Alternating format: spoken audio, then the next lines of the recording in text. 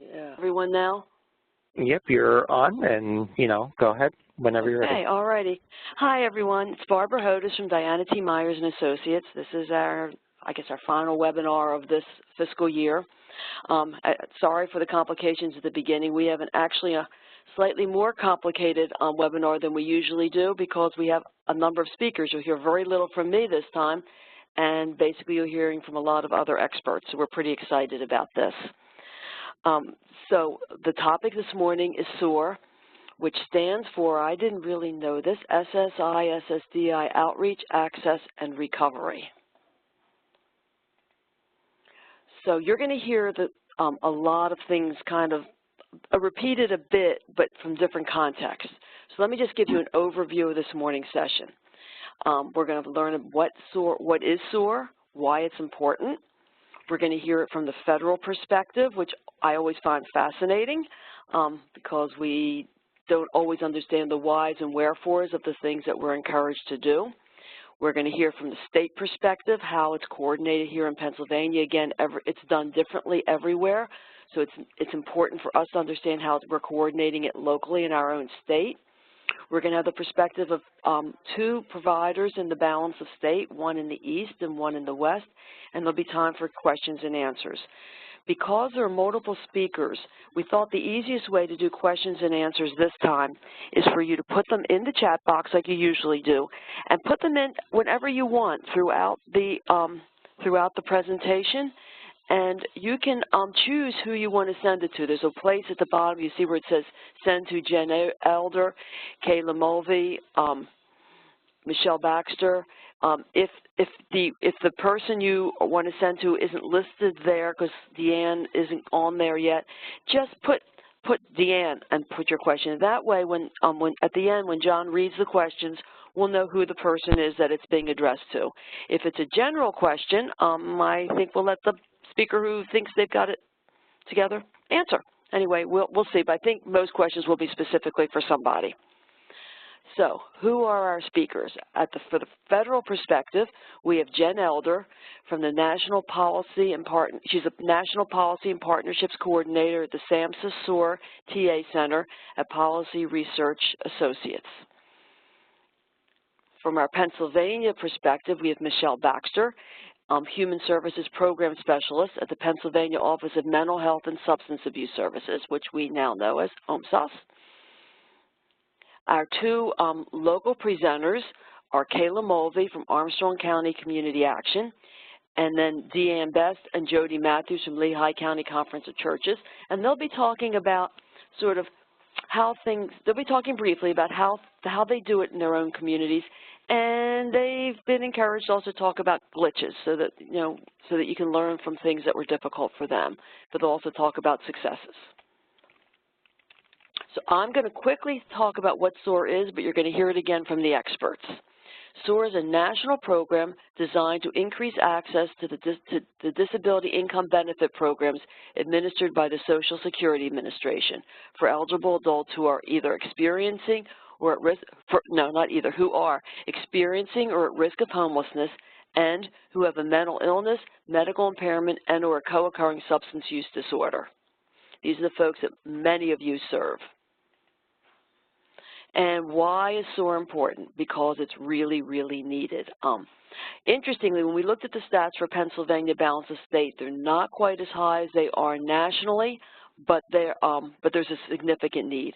25.75% of the individuals identified as homeless during the Pennsylvania balance of state 2016 PIT count reported to have a severe mental illness. 21.28% in Eastern Pennsylvania CoC, 37.27% in Western Pennsylvania. Similarly, 17.44% of individuals identified as homeless during the PIT count reported having chronic substance abuse problems, 14.82% in Eastern PA, 24.20% in Western PA. So this is, basically a quarter of our homeless people of the homeless population has a disability and could potentially benefit from SOAR. So why is it important? For individuals experiencing homelessness, it's important because it provides assistance in obtaining income and health insurance.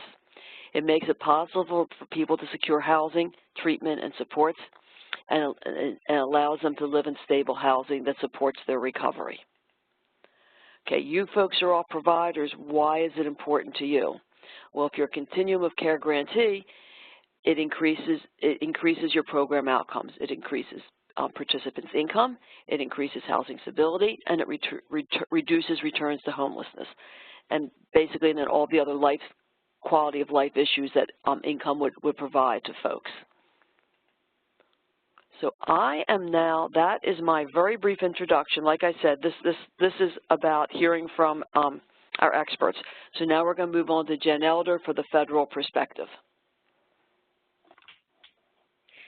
Great, thank you so much. Just going to get my slides up. So thank you for inviting me to speak on the webinar today. I am the National Policy and Partnerships Coordinator for the SOAR TA Center. So we work nationally with all 50 states, but also I've had the pleasure of being the national liaison to Pennsylvania for over 4 years now. So working to help build and strengthen local SOAR initiatives, and working very closely with Michelle, who you'll hear from next. So today, just wanted to talk about some of the best practices that we've found for building system capacity, because as you've already heard, SOAR is so important for all of the individuals that you serve in your CoC. It fits so well into the other services you're already providing. So we want to best support you in increasing the capacity for this service. So we'll talk about that, talk about some funding, and then we had some questions before the webinar about appeals and working with attorneys. So I'm going to try to hit on those questions that were asked before the webinar, and then certainly there's time after. So you've already heard a wonderful overview of SOAR, so I won't belabor this point. A couple extra points I would make is our definition of at risk for homelessness is slightly broader than what other programs use.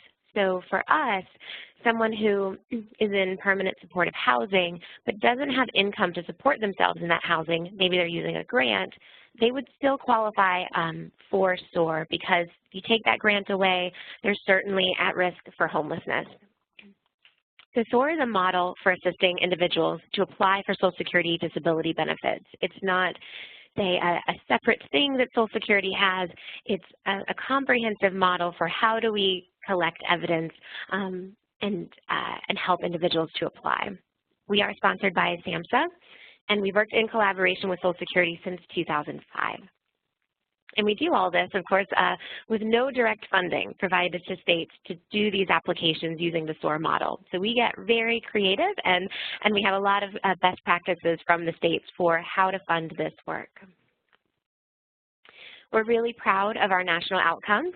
Now, these outcomes are current as of July 1st of last year. So we are ramping up, starting in the next couple days, to gather the outcomes from this past year. So they're going to look even better in the next couple of months. But since 2005, over 27,000 individuals experiencing or at risk for homelessness have been approved on initial application using the SOAR model. We have a national approval rate of 65% in an average of 81 days. So we know that the disability process can take so long, but with SOAR, we are getting it done in just 81 days. Our top 10 states have served almost 9,000 individuals, and their average approval rate is 84%. And I'm very excited to say that Pennsylvania is definitely one of our top 10 states. So you are perfectly situated in a place to be successful with SOAR, because other programs using it throughout the state are highly successful with it. This compares to just a 10 to 15% approval rate for individuals who are homeless and don't have any assistance, and then a 28% approval rate for all applicants regardless of housing status. So you can see the SOAR model works, and it works when we use all of those components that we have in our training that we'll talk a little bit about today. So when we put all the pieces together, it works really well. We know that appeals can take a year or more, and what's very sad for us is that many people give up.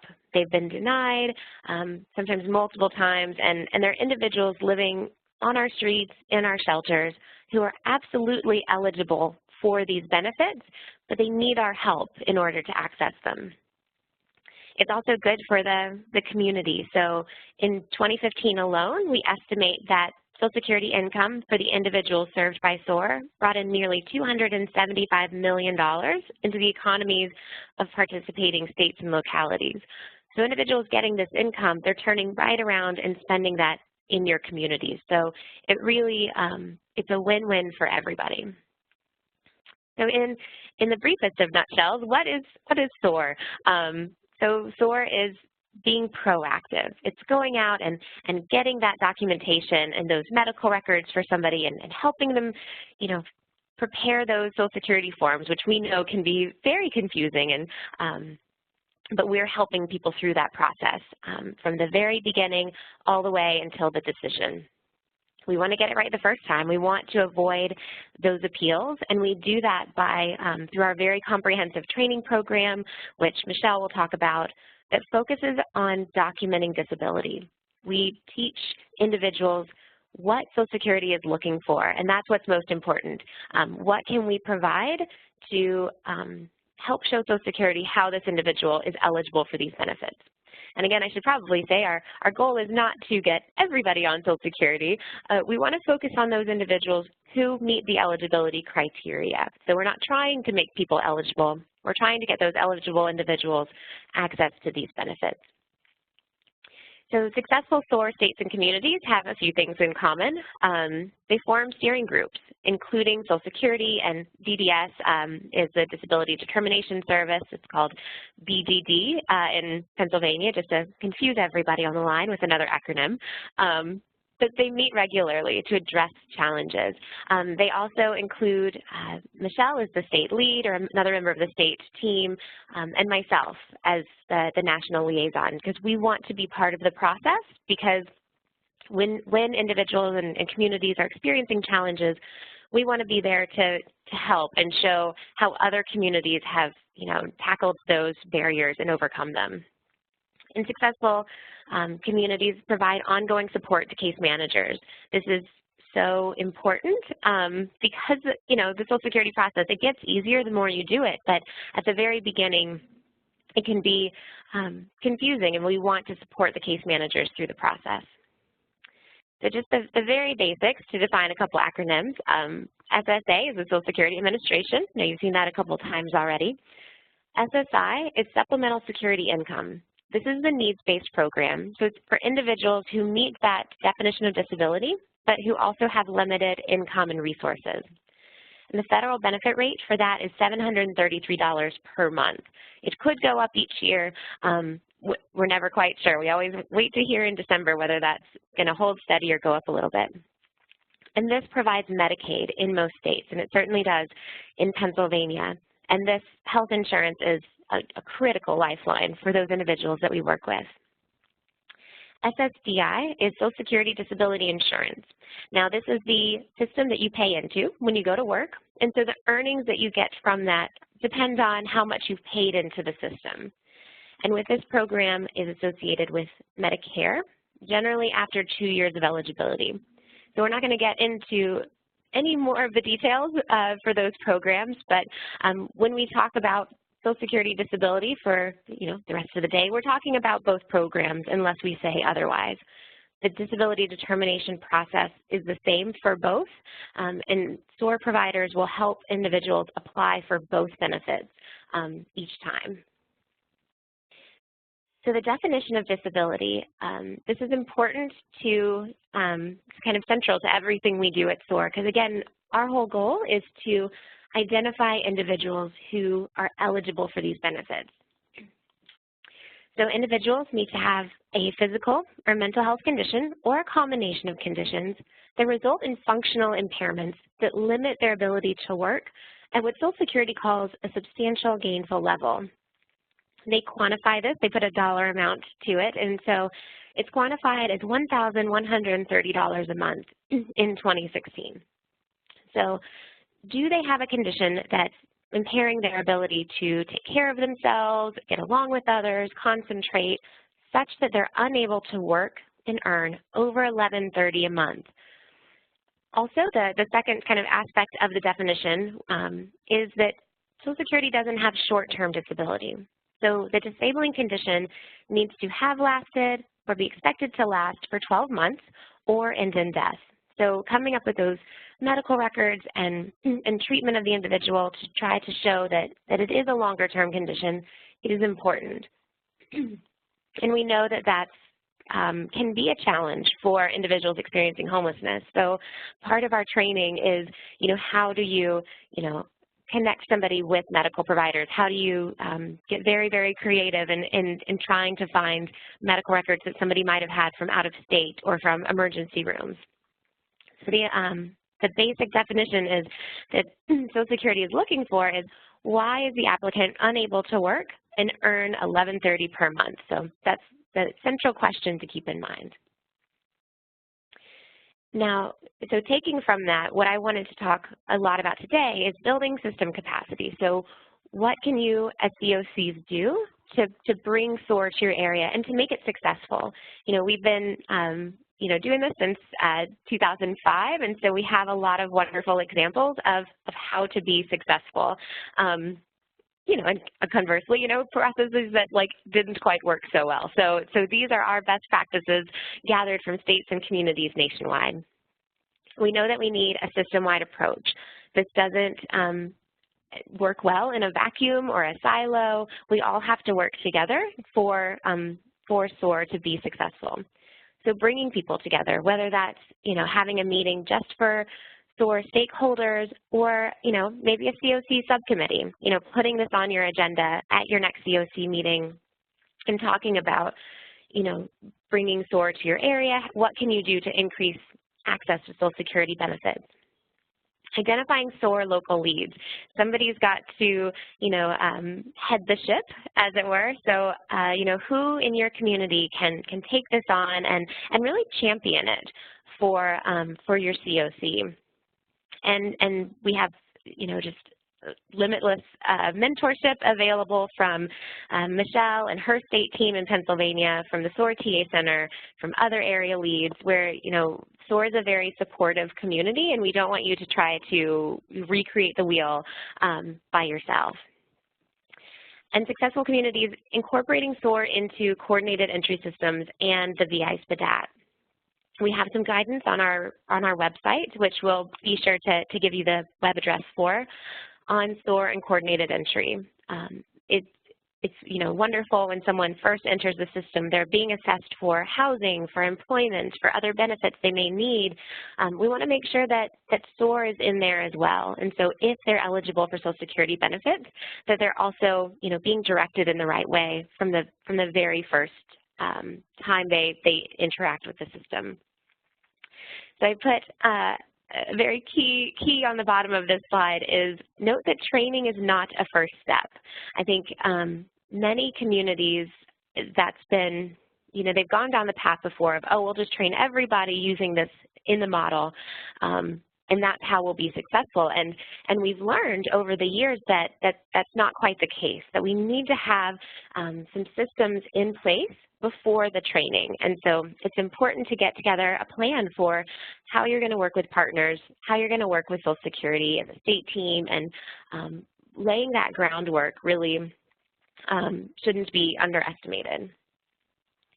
Now, I know that funding is always on everybody's mind, and fair enough, we've got to find ways to pay for this work. And we know that particularly, for some COCs who are in more rural areas, you're already doing 100 jobs when you only have time for 2. So how can we, build that capacity? So we have just a ton of resources on our website about funding. We've got an entire, pages and pages dedicated to best practices from other states. So, but I'm just going to go over a little bit today. So some of the highlights, and then you can dig deeper into it, and certainly reach out to myself and Michelle anytime, and we can help you brainstorm as well. So from the start, identifying the need in your COC. So that could be from the point in time count, from your HMIS system, from the SSISSDI if you're using that. So what is the need of individuals who are experiencing or at risk for homelessness who have, severe disabling conditions?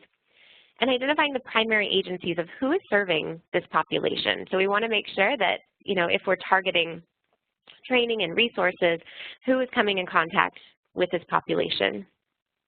So there's a lot of questions. Pretty common question is do we have one agency do SOAR for everybody in the community, or should each agency have a SOAR trained provider? Now, there's not a concrete answer to this. It depends on what your area looks like. So, if there's an agency that maybe has homeless outreach capacity and can serve individuals from multiple agencies, that can be a really great model. We use that model in Nashville, Tennessee. They have a homeless outreach program that can serve anybody in the city, and they're very successful with SOAR. But on the other hand, there's some communities where, due to, regulations in their agencies, they can only serve those who are also receiving other services from their agency. So if that's the case, then, maybe having one SOAR trained provider at each of the main agencies is a great place to start. So we've just created this new tool, the SOAR Sustainability Self-Assessment and Funding Plan. This is new, I think, as of last month, and so I believe you received it in your documents before the webinar. This is a great tool for your CoC to look at, maybe at an upcoming meeting, of where you stand. So what are your existing resources? What types of funding would you need? So maybe you are able to allocate some of your staff time that you already have. Can you move around people's jobs or caseloads so that you can carve out a half-time position or even a full-time position dedicated to SOAR? And then for maybe other parts of the CoC, that's not possible. So what is your plan to look for additional funding? So that's a great tool to utilize. We get the question a lot, and we certainly did before this webinar, of the time needed to complete the training and applications. It's important to know, what are you getting into with this? So with the SOAR online course, Michelle will talk a little bit more about it, but we were approved for 16 free CEUs from NASW, the National Association of Social Workers.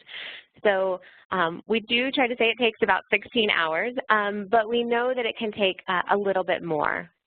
The training entails the completion of a full practice Social Security application. So trainees get a safe place to make mistakes and to learn, so they're not working with doing their first trial run on a real applicant, because I know from experience that can be very scary. But so with that, the training does take longer. And if your community, goes through that with the support of the state team may also be able to offer in-person refresher trainings, and so that would be additional hours there.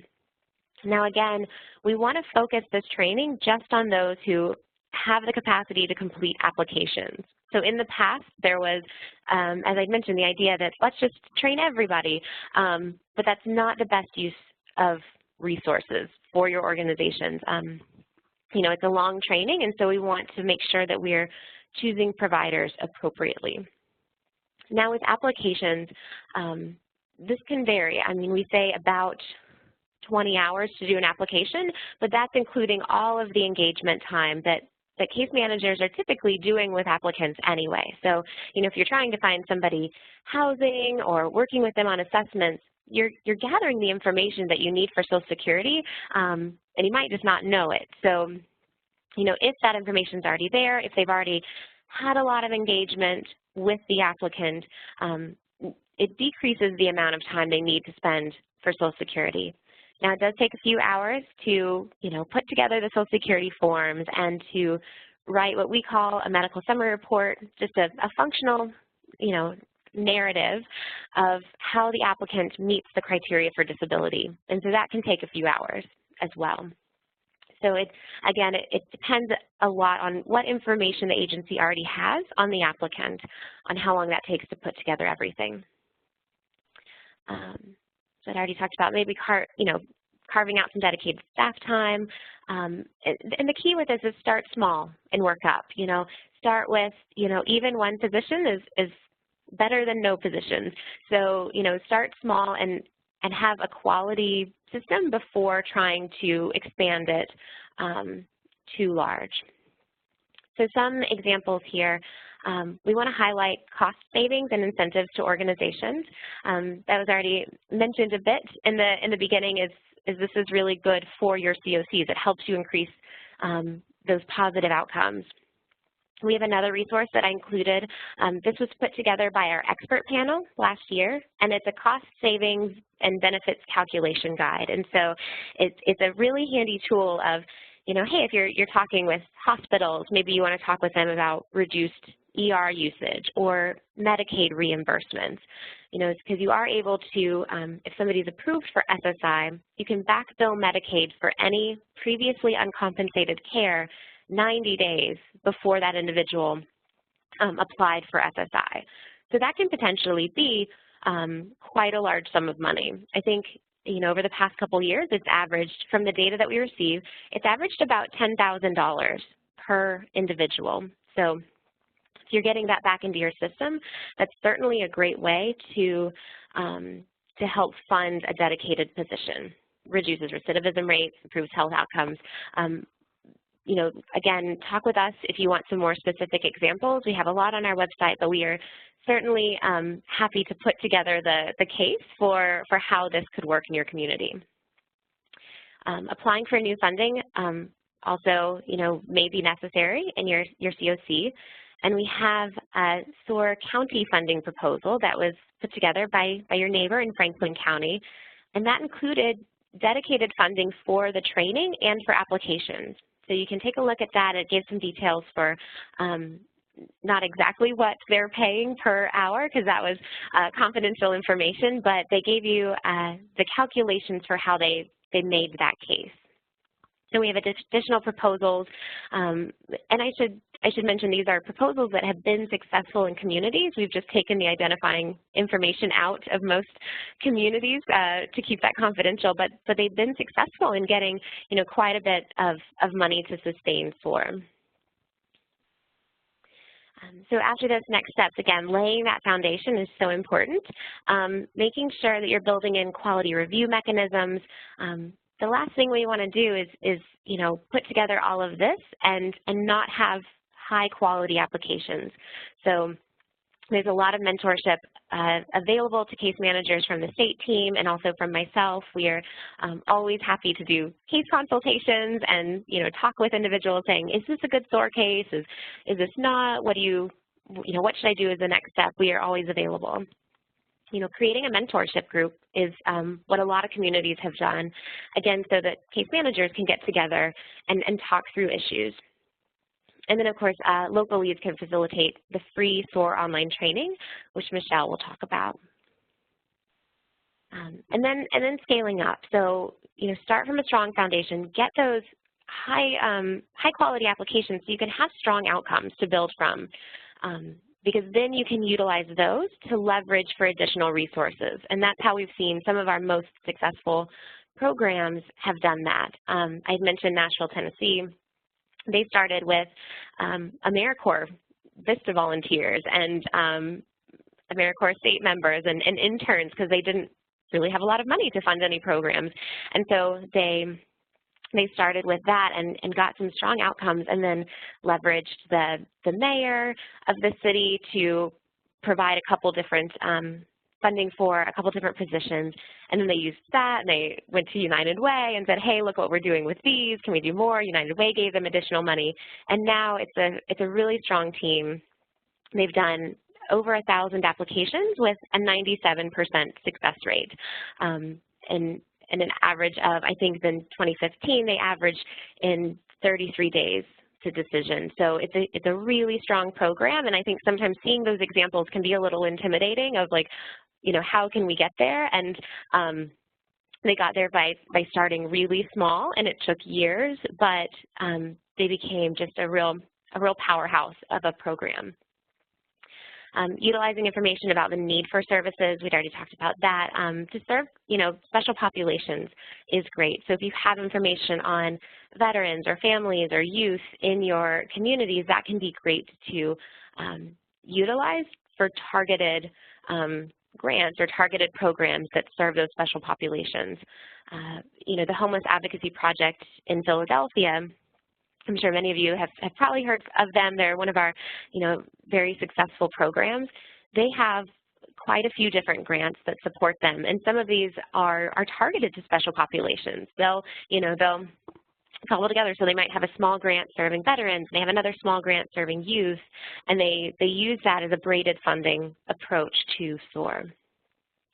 We have a lot of information on our website, and again, just feel free to reach out to us about hospital partnerships, jail partnerships. We do a lot of work with the VA and veteran services organizations and transition age youth as well. That's a big area that we know is so vital right now with the rise in youth homelessness in many areas. We had a couple questions about working with attorneys. I wanted to address those, and certainly am available in the Q&A for other questions. But, many applicants are already working with attorneys at the initial or appeals level. So what do we do with that? One important note that I like to make is that, sometimes the applicant, if they're choosing to no longer work with the attorney, with SOAR, I haven't mentioned yet, but I should, all of our services are provided free of charge to individuals. So we, we don't take any of the applicant's back pay. We kind of highly emphasize in our training that providers should provide all services free of charge. So a lot of times they're like, oh, I don't want to work with an attorney because they're going to take part of my back pay. I want to work with SOAR. But it's important that they understand that the attorney could still be owed a portion of that back payment based on the time they spent on the case. So that's important to know. So it's not kind of, oh, I'll just switch to SOAR. We think SOAR is wonderful and we'll get it done, very quickly. But, there's still some issues with that. But how can SOAR help when somebody has an attorney? And I think we can do a lot of great things where we don't always need to take over the case ourselves. So we can provide medical records, and we can write a medical summary report for the case, and we can help the applicant connect with providers. All of the kind of important, basic components of SOAR, we can still all do all of those things, even not being the main, what we call what Social Security calls the 1696 representative. And so if the case has all of these elements that you've provided, even if they're working with an attorney, we would still count that case in our SOAR outcomes. So we would encourage providers to still give us that information for our SOAR outcomes. Assisting with appeals, we know that so many individuals are in this appeal level. And so we have pretty extensive training. It's new, so if you've been on the SOAR online course previously, we only added it about maybe 2 months ago now. So we have an expert at the SOAR TA Center, Pam Hine, and she's worked on over 1,000 appeals, and she has a 97% approval rate on those. So she is our guru in all things appeals. So I will touch on it here, but I will say, utilize those resources on our website that she's helped pull together. So not all SOAR providers assist at the appeal level. It's certainly not our expectation that people do, because it does require a different skill set than helping with initial applications. Pennsylvania doesn't have the reconsideration level of appeal, which you'll learn about in our materials. Just a few states, about 8 of them, don't have this level, only the ALJ hearing level. So, if you're looking to assist with appeals, knowing that it's going to a hearing is important. But SOAR providers, they can still collect records, do all those things that, we said before about working with attorneys, and they can help prepare the applicant for, what questions will be asked at the hearing.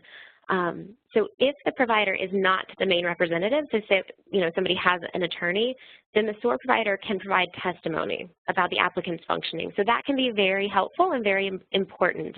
And so SOAR can play a very pivotal role, even not being the main representative. So if they are the main representative, they can't provide any testimony about that. So next steps, I know that was a very quick overview of appeals and attorneys. Again, we're always available offline for more questions and for assistance with that. I encourage you to take a look at our website if you haven't yet. It's very comprehensive. We have a library that has lots of different topic areas and issue briefs. And of course, we have the SOAR online course.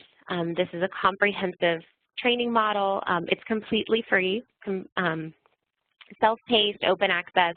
There's no obligation to complete it if you start it. We do ask you to register because we kind of like to know who is taking the course and interested in that. But when you register, you certainly are under no obligation to finish it. So just become more familiar with the SOAR model. See how it can fit into the work that you're already doing.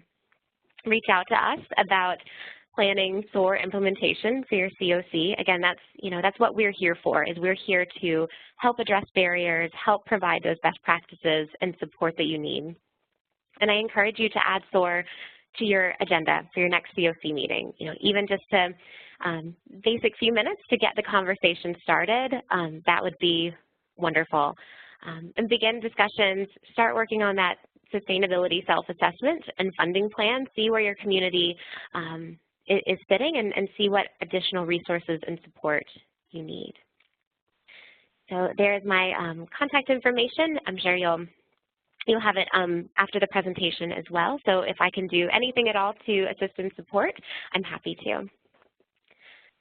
So now I am going to pass it over to Michelle Baxter. She is the SOAR state lead for Pennsylvania. She's been in that role for a couple years now and just works tirelessly to build and sustain SOAR programs throughout the state. And so she's going to have a lot of great information for how you can get started.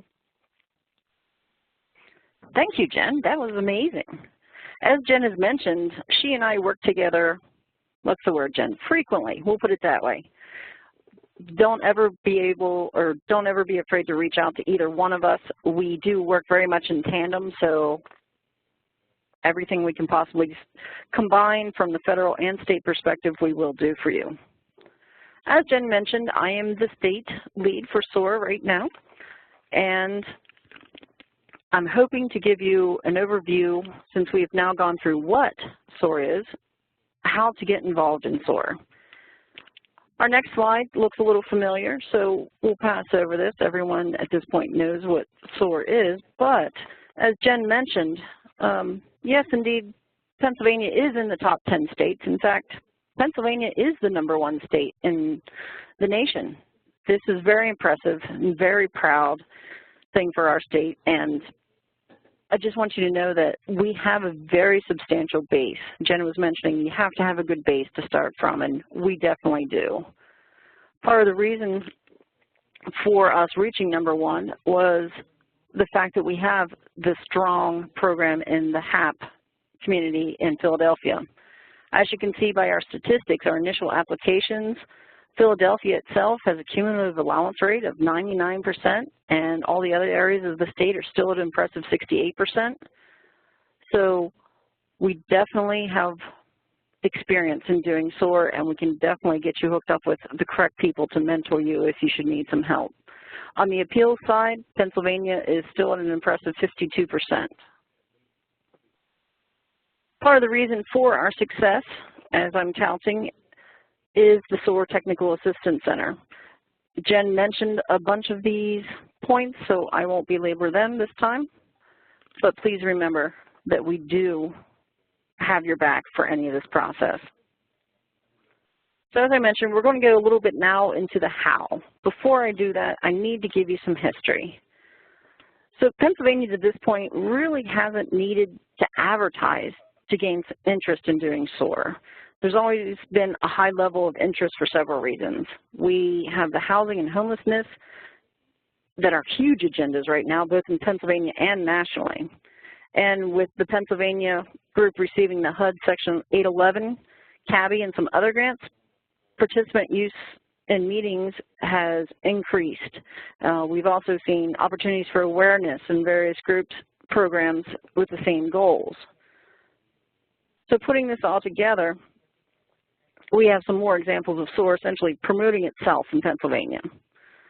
We have our PATH program. PATH is Projects Assisting in Transition from Homelessness. While SOAR does not have money associated with it, the PATH grant does. So previously, before I started, only PATH programs could really get SOAR training because the mentality was you had to have money to fund it. Well, we've come up with some other ways, as Jen was starting to mention, about sustainability. So now we as a state are curbing that to anyone that's showing interest. So that's a change that has come about in the past 2 years. As I mentioned, we have a strong Philadelphia SOAR program with the Homeless Advocacy Project. We have word of mouth. I don't know about you, but every time word of mouth starts, it travels quickly when there's money involved.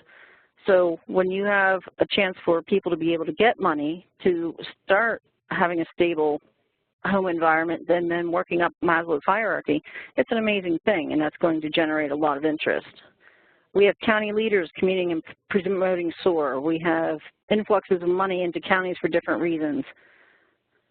We have our CoCs becoming stronger and stronger. And we also have surveys going out from Department of Community and Economic Development. And please forgive me for not using the updated acronym there. We also have staff turnovers, so people need to say, hey, I had a person doing SOAR, I need some more help. We have the HUD promotion of SOAR as another way that Pennsylvania really hasn't needed to explore so much the publication of SOAR. Basically, in January of 2015, HUD's centralized intake and coordinated assessment webinar came out saying, what does this all really mean for SOAR providers? In addition, pretty much all the federal partners were saying, hey, we're really trying to beat homelessness. We're trying to make this a zero count. To do that, don't forget about PATH grant. Don't forget about the SOAR initiative. So with all this, we've had a lot of interest in Pennsylvania. But if you haven't been able to contact us before, that's what we're here to talk about a little bit today. So the first step in starting the process for Pennsylvania, and this is coming from a state perspective, is to contact me. Why do I say that? There are a lot of different ways. When someone's interested in SOAR, as Jen pointed out, there are all kinds of things that you need to evaluate. So when she was talking about the sustainability self-assessment and the funding plan template, those are the types of things that if someone calls me and says, hey, we're interested in SOAR, what can we do? I'm not going to just say, okay, everyone do this. We're going to actually try to make this a logical step. As Jen mentioned, is this something your group can actually do? Will this time constraint work with you? Will it not? I'm going to listen to the background situations, talk through everything with you, talk about the SOAR program parameters and time commitments, give you clarification on any times. If after our discussion people are still interested, I'm more than happy to help you get this started in your area. One of the things I do is actually send out "So You're Interested in SOAR" packet to you by email. This packet contains a bunch of information that gives you both an overview as well as the facts and figures to make it easy for a local lead to present to management to get buy-in.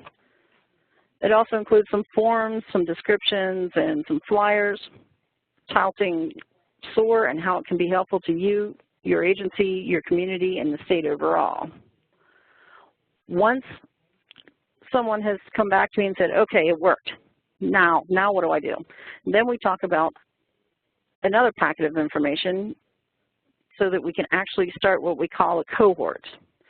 A cohort is just a group of people that are going through the process of the online training at the same time.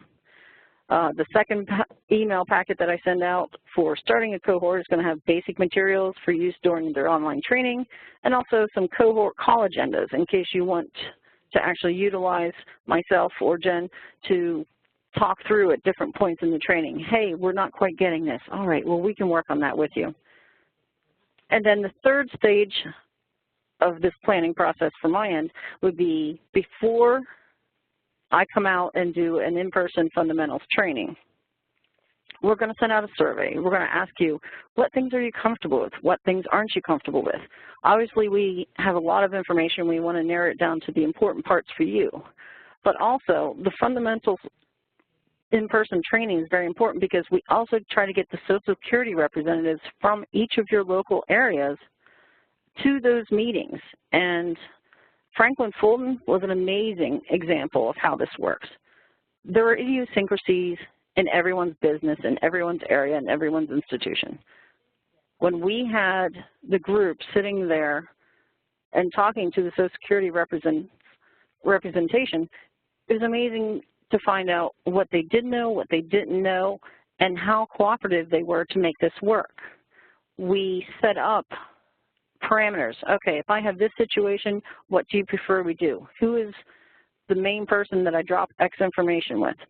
All these sorts of things are things that we can go over in the fundamentals training if we can get the Social Security representation there as well. So when I said, please call me, that doesn't mean you can't go online and just sign up and do the online training yourself. What that means is, from the state perspective, we're trying to make this a cohesive effort. We've had several people call us and say, hey, I really want to know, is there someone that can help my person in X county or X town?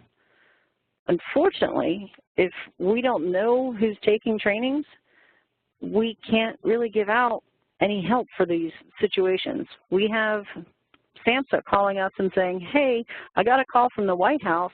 They have this person calling them, and we need to supply information.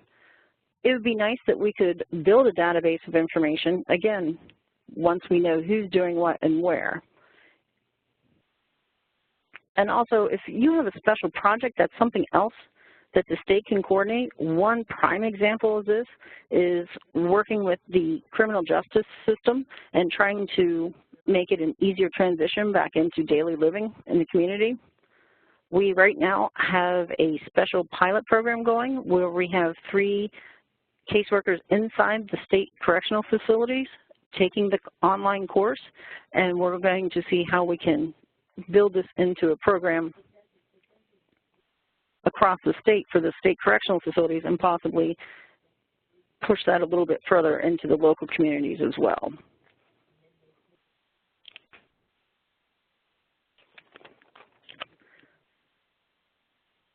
So some sample planning steps that we talked about. We have your interest. You're definitely wanting to come on and start a cohort. I'm going to ask you to identify a central person. This is going to be the person that, hey, I have this updated flyer that just came out. Here you go. I can send it to that person and they disseminate it out. This would also be the person with whom I coordinate any in-person visits or any phone calls along the way. I'm going to ask that we have a cohort roster submitted for tracking. Well, I can't see the exact list. Jen can see who is at what stage of their training process on the online. So if you have 20 people in your class and 2 people are done and 2 people are only at 10% and the rest of them are at 80, we're probably going to be asking the central person to work with us to figure out what's going on with the people at the 10% so that we can make this worthwhile. Then you can go on and have everyone in your group start the online process at soarworks.prayinc.com. We can do, as we mentioned, the follow-up throughout the training process to clear up anything along the way. Also, as I mentioned, the fundamentals is what we call the one-day in-person training. That would be myself and another trainer coming out, and we have binders we bring from SAMHSA. We have all kinds of background information. We go through examples. We do interactive processes, and we do a lot of making sure that you're definitely comfortable with the materials. Before we do that, we do send out a survey saying, hey, these are the topics. What would you like to run over? And then, as I mentioned, we coordinate that with your local Social Security Administration. So talking about the online course itself, just from the questions that we received ahead of time, I'm trying to scope this a little bit to answer those. One thing that you should understand is, previous to me coming on, we were doing something called Stepping Stones, and this was a 2-day in-person, for the most part, lecture format of the SOAR training process. We had tons of people in the state trained. What we found, though, was that many were too scared to use it once they had the training. And let's face it, sitting in a room for 2 full days, hearing tons of information with complicated details, your mind can only absorb so much. Statistically, I just got this number from Jen, 13% of the 2-day participants actually went on to use the SOAR process with their communities after the training.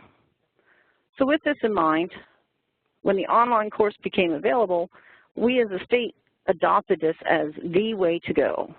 It's not to say that people who are trained in the stepping stones that are actually employing it aren't trained in SOAR. That's not the case. What we're saying is the online course is a much different methodology. It is actually walking you through being a social worker, doing an actual case with every form as you go along. You watch the videos, you see the person's behavior, their dress, you see all the nonverbals, you hear the inflections. It's a much more realistic experience. So just some big points on this. It's free. I know everyone has limitations on their budget, but this is free. It's web-based, and this is what you can use to literally learn every step of the process. It's standardized. Everything on this is from the federal perspective. So you can self-pace yourself to go through the information. If something doesn't make sense, you can go back and review it again. It's not as if once it's said, it's gone and you can't obtain it again.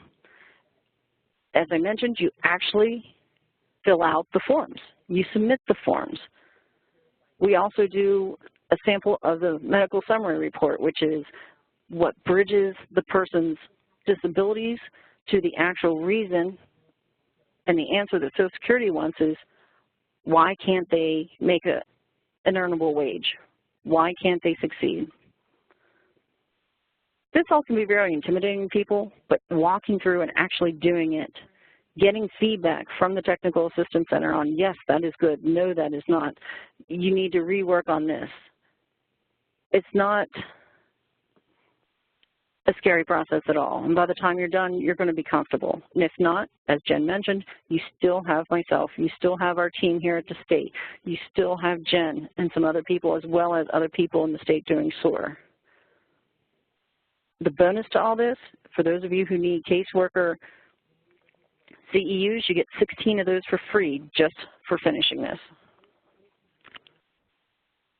So once you're done doing the application, or I'm sorry, the online coursework, you can get started on your first application. You don't have to wait until we come to do the fundamentals in hand.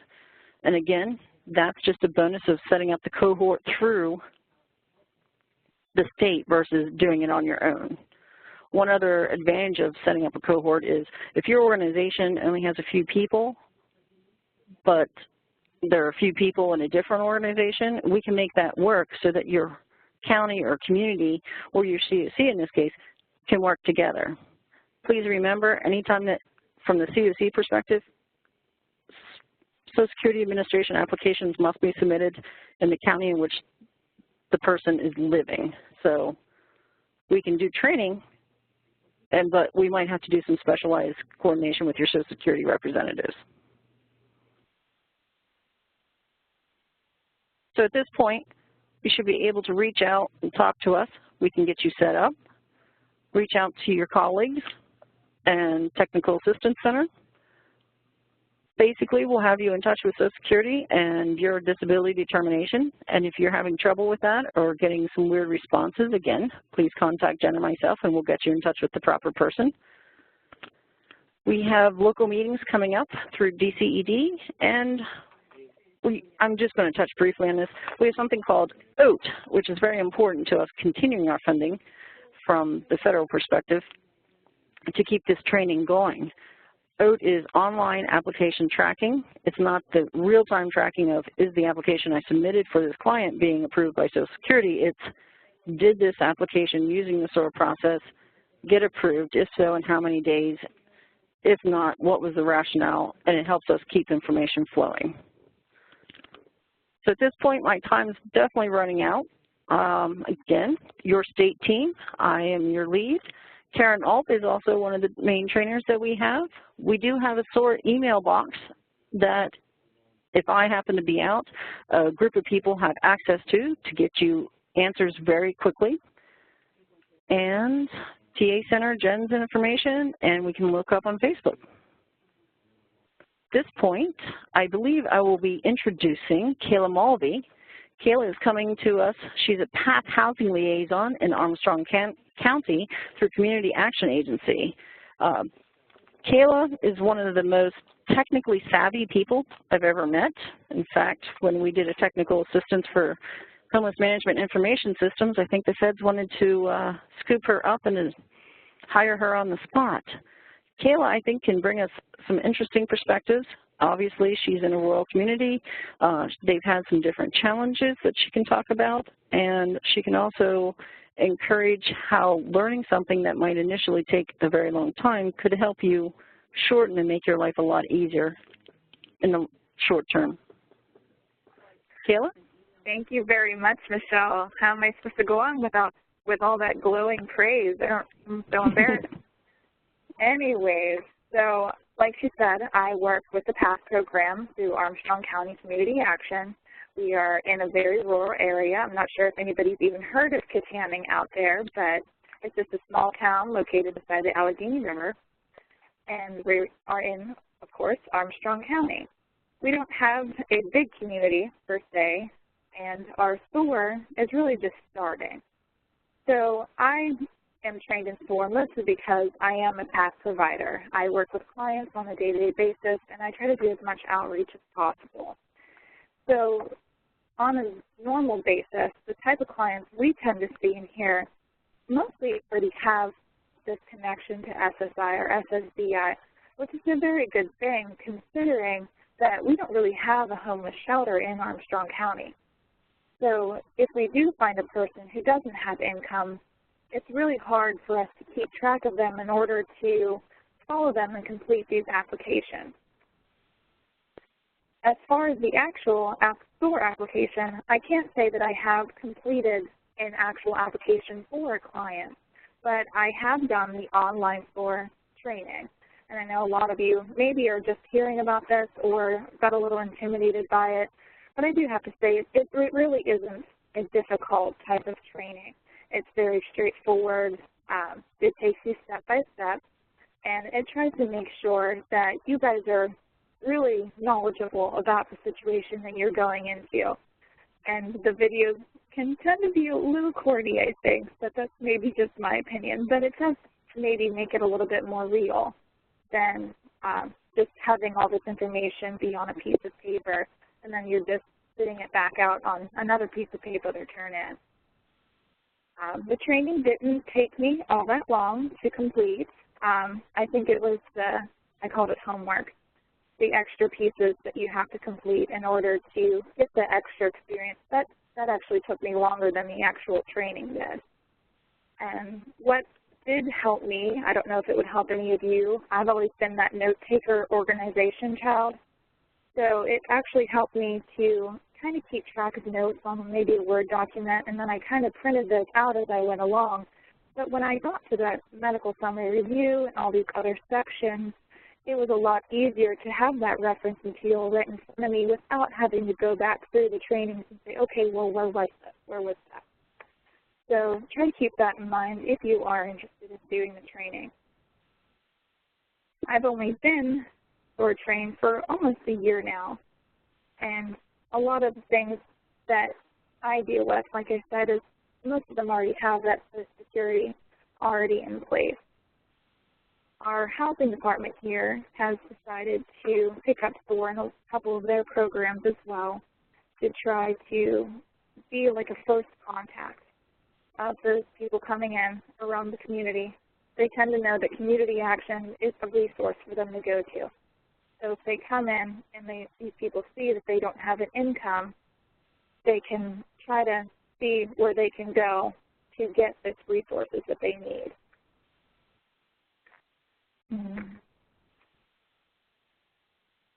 As far as all that, being rural, the difficulties can tend to be a little overwhelming, but we try our best. Other than that, we haven't had a real community set up around SOAR yet, but we hope that one day we will be more cohesive with our planning, and maybe we can get the peer specialists and everything involved, as well as maybe some of the other agencies in the area.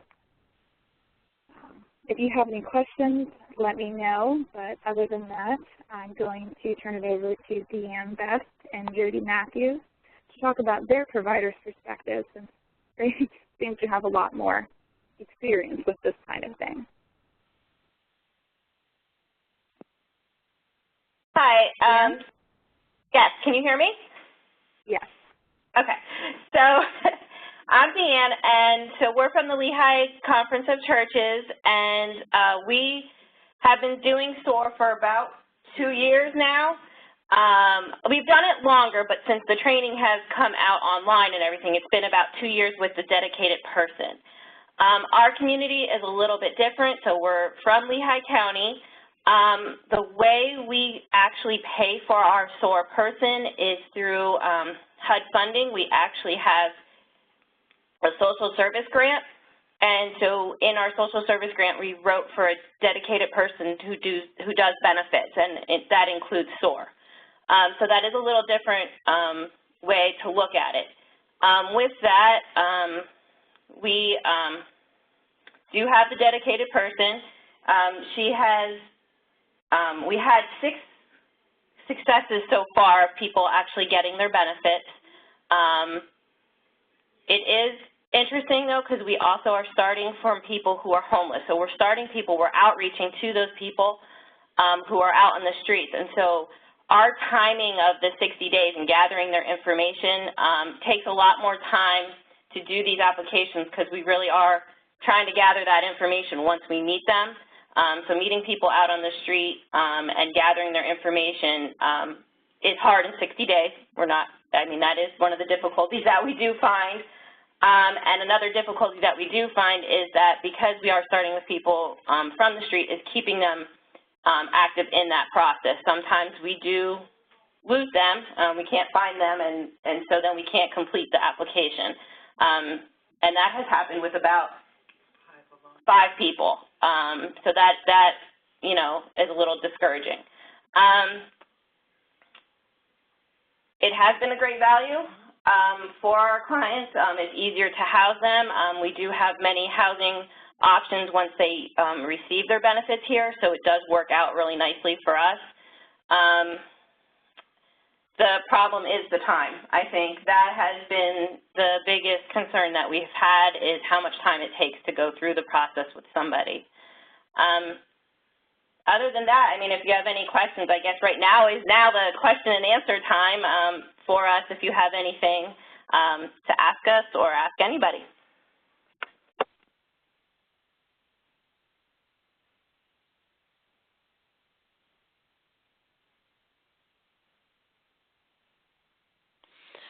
Hi, it's back to Barbara here. I am looking at the chat box, and I don't see any questions.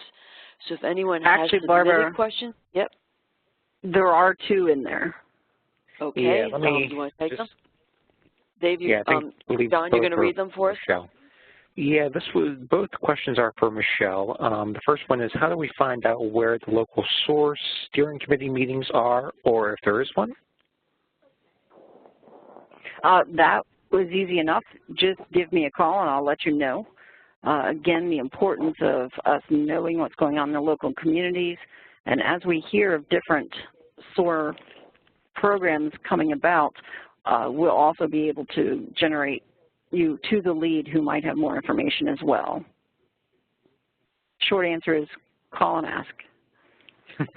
And I believe your the phone number in there was missing a 1 in the area code, so your phone number is 717-346-0752. Correct. And I did want to add something to the last question. When you're asking, one of the things that came up before our meeting was someone saying that they never saw anything about trainings. And Jen and I have identified that the way the website is set up on the SOAR website for the state, when you go in to look at the state, that we don't sign up every single cohort on there. I have 7 cohorts going right now, but they're not all listed.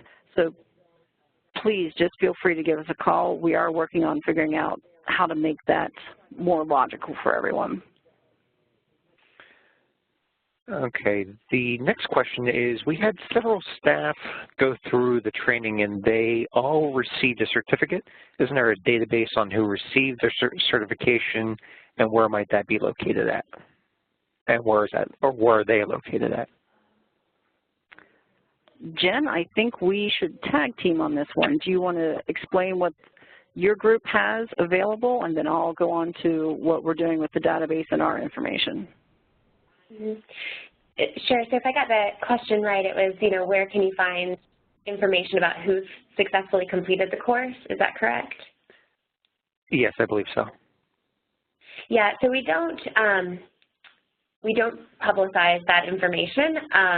One, because they've provided some contact information for us privately, but without kind of the understanding that that would be posted anywhere. So we want to keep that confidential, but we do, we are able to see it. Myself and Michelle and the state team have a list of people who have successfully completed the course, and that's something that we utilize when, say, consumers are calling us to ask for assistance. We can help make those referrals. So at this time, we don't have anything from the National Center that we kind of put out to show who's completed the course.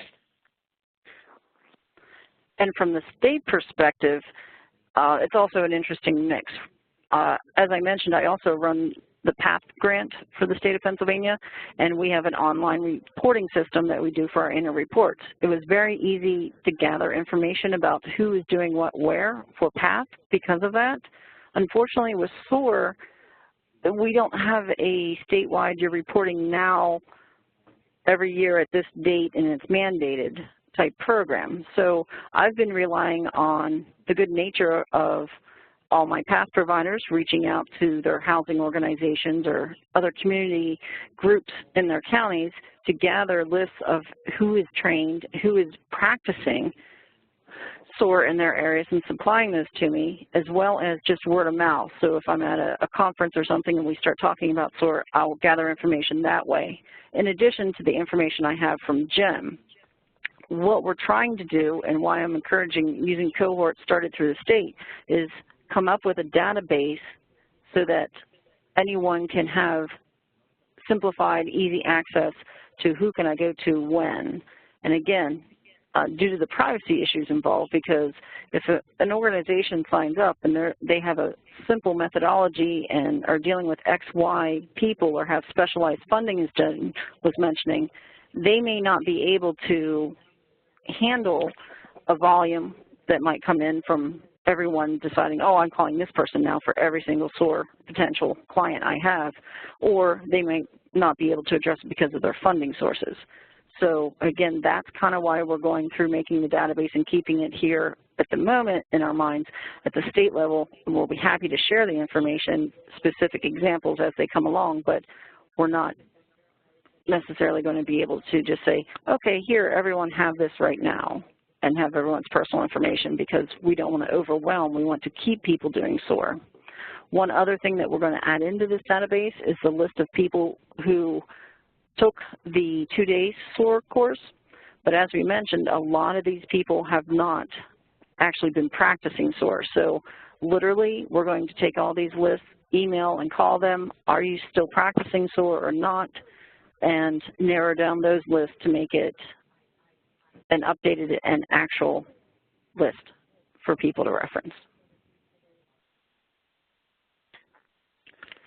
Okay, and I think the person who asked that question might have more clarifying things to go with his original question and see if he gets back to me on that. But moving on for now is, in my training I saw that our local community may have a direct fax to SSA to get the application process started.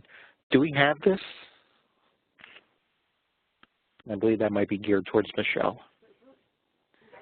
I was actually going to see if Jen wanted that one. If not, I'll do it. That was a direct fax line for SSA? Yes. Yeah, some communities do have that set up.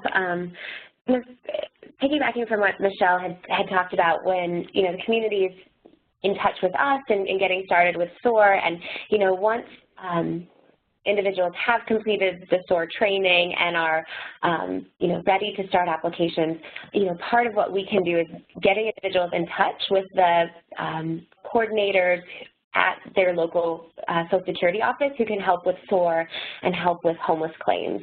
So there is a contact person at each office. They're not, you know, their job is certainly not to process SOAR claims, but they do work with homelessness claims, and they can certainly help out with SOAR and with questions. And so if, as part of that local office's preferred process is to fax in something to get the application started, then we can help connect with that. But since, you know, not every Social Security office wants that, you know, some offices, if you fax something to it, they would, you know, lose it immediately because that's not their process. So that's where working with us and making sure we know exactly how to, you know, the local offices want that application filed, that's, you know, what we can help with. Okay. So the next question for Deanne, I know, Deanne, you responded in the chat, but just for everyone's references, how long does it take to complete the entire SOAR application with the applicant, and about how many different sittings, for just curiosity? Okay, so it depends from person to person. Like I said, it really depends on how much information they have once we start with that person, or how much information we have to gather to start with that person. And like I said, for us, it's a little more difficult because we are actually working with people that are homeless out on the streets. But you only have 60 days to complete it once you open it. So that is important to know. And we usually meet with the person, we usually sit down with a person, it's usually about 6 times until it's completed.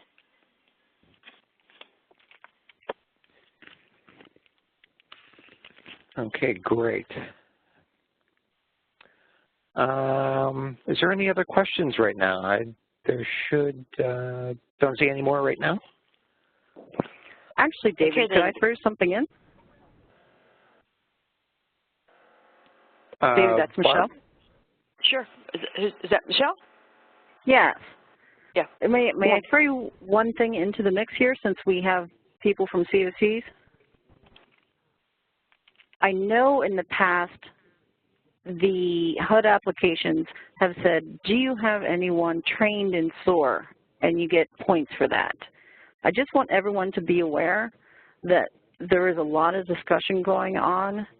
In the future, you very well might see that it's not just the number of people you have trained in SOAR, but are they actually using the SOAR methodology? Because again, similar to when we had the information from Jen about the 13% of people who did the 2-day training actually practicing, we don't want that to happen again. So one of the things that we thought we should suggest was judging people on if they're utilizing the SOAR process, not just are you trained in it. So just so you know that that might be coming up in the near future. Thank you, Michelle, because you just morphed into what I was going to add. This is Barbara. Last year in the application, all of you who are project-level applicants, you had a question that asked, do you routinely assist people in applying for all the benefits for which they're eligible? And then there's a little drop, and if you said yes, there's a little drop down about whether you, in fact, use someone who's trained in SOAR and the date of their training. And many of you said yes. So that means that in each county there seem to be a number of trained people, yet I'm not sure Michelle has all of those names in her database. So as you're doing your application, please make sure both our office and Michelle are notified as to who the SOAR person is that you've indicated who does SOAR applications for your program participants, so that we are aware that there are people doing it and who they are. With that, I have two other things. First of all, I want to thank our speakers and thank John Cherry. It says David up there, but it's John Cherry who's been behind the scenes doing all this for us. This has been a technological feat that I have no idea what he's been doing back there, but he did a beautiful job. All of our speakers did a great job, so thank you all very, very much. Then one final announcement. This is always my role in life.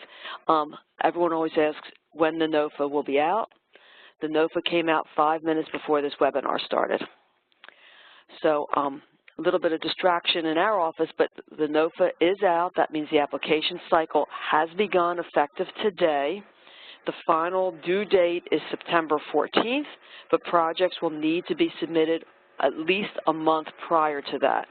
As I said, we just learned about this 5 minutes before I went on this webinar, so we are going to be busily putting together probably a training and fact sheets, schedules, and all of that. So all of you who are grantees and are on this call, stand by, but the fun has begun for this summer. With that, I want to thank everyone for participating. Have a good holiday weekend. And we have another question. Wait a minute, before I get off, let me see. Okay, I just learned that the Western CoC will be having a question in their ranking about utilization of SOAR. Anyway, thank you all again, and the next round of webinars will be announced probably in the fall. This is it for the first set of 6. Thanks for your participation, and you'll probably receive one of our follow-up surveys. Thanks. Bye-bye.